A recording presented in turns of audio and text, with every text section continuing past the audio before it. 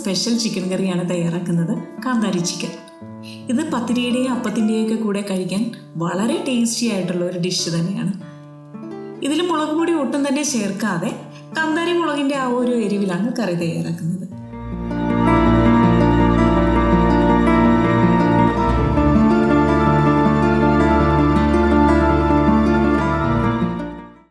ഇനി കറി തയ്യാറാക്കുന്നതിനായി ചൂടായ ചട്ടിയിലേക്ക് 3 ടേബിൾ സ്പൂൺ വെളിച്ചെണ്ണ ഒഴിക്കും. ഇതിലേക്ക് ഒരു ചെറിയ കഷ്ണം കറുവപ്പട്ടയും ഒരു തക്കോലവും ഒരു വലിയ കഷ്ണം ഇഞ്ചി നീളത്തിലരിഞ്ഞതും 12 അല്ലി വെളുത്തുള്ളിയും ചേർത്ത് ഒന്ന് വഴറ്റുക. ഇനി വളരെ പൊടിപൊടിയായി അരിഞ്ഞെടുത്ത 4 സവാളയും കറിവേപ്പിലയും കുറച്ച് ഉപ്പും കൂടി ചേർത്ത് ഇത് നന്നായി വഴറ്റിയെടുക്കുക.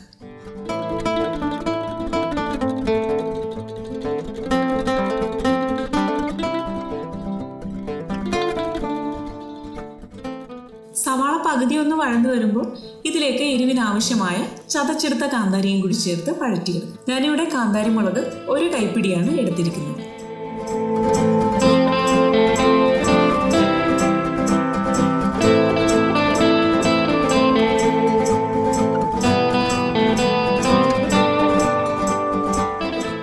അപ്പോൾ ഇത് നന്നായി വഴന്നു വന്നിട്ടുണ്ട്.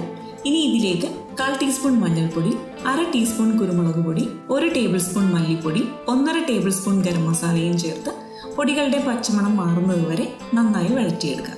ഇനി ഇതിലേക്ക് ചിക്കൻ ചേർത്ത് കൊടുക്കാം. ഞാനിവിടെ 850 ഗ്രാം ചിക്കനാണ് എടുത്തിരിക്കുന്നത്. ഇനി ഈ ചിക്കൻ മസാലയുമായി നന്നായി ഒന്ന് യോജിപ്പിച്ച് കുറഞ്ഞ തീയിൽ ഒരു 5 മിനിറ്റ് മൂടി വെച്ച് വേവിക്കുക.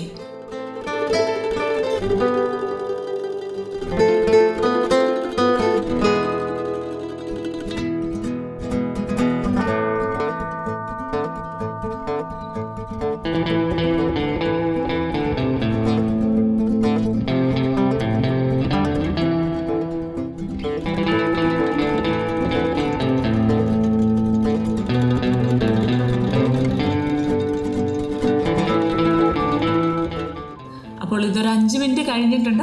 ഇനി ഇതിലേക്ക് 2.5 കപ്പ് തേങ്ങാപ്പാലും ആവശ്യത്തിന് ഉപ്പും ചേർത്ത് നന്നായി ഒന്ന് ഇളക്കി ചെറു തീയിൽ വെച്ച് ചിക്കൻ നന്നായി വേവിച്ചെടുക്കാം.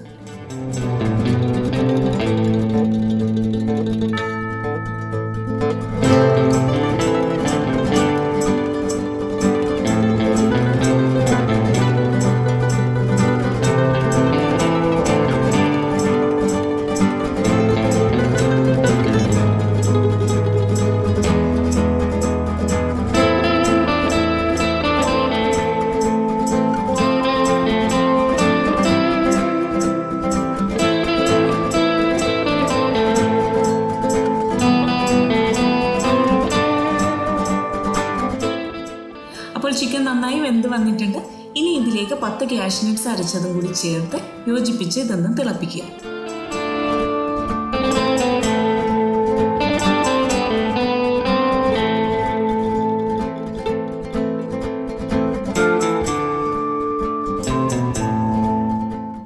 ഇതിലേക്ക് ഒരു തക്കാളി അരിഞ്ഞതും കുറച്ച് മല്ലിയില ചെറുതായി അരിഞ്ഞതും കൂടി ചേർത്ത് മൂടി വെച്ച് ഒരു 2 മിനിറ്റിന് ശേഷം ഗ്യാസ് ഓഫ് ചെയ്യും.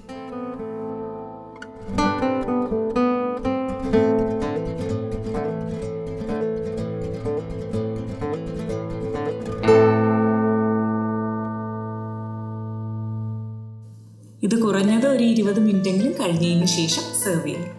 വളരെ ടേസ്റ്റി ആയിട്ടുള്ള ഒരു ഡിഷ് തന്നെയാണ്. എല്ലാവരും ട്രൈ ചെയ്ത് നോക്കുക. Thanks for watching.